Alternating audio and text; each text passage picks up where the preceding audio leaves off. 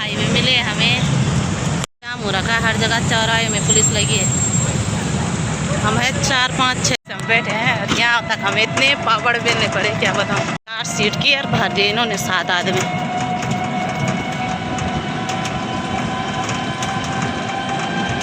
तो मैं पहुँच गई हूँ रुड़की अपने सेंटर में जहाँ मेरा पेपर था, और यहाँ पे बरगद के पेड़ के सामने, और यहाँ पे एक बहन भी मिली मुझे, और अभी दिखाती हूँ मैं आपको थोड़ा बहुत सेंटर। ये देखिए मेरा सेंटर कन्या पाठशाला स्कूल में,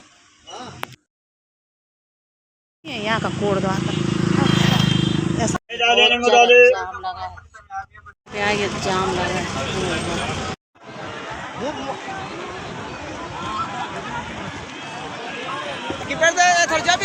हाँ हाँ है। और यहाँ पे देखिए इसी भीड़ में हम मॉर्निंग में भी आए थे और अब भी आ रहे हैं हम इसी भीड़ में। मतलब मैं चैनल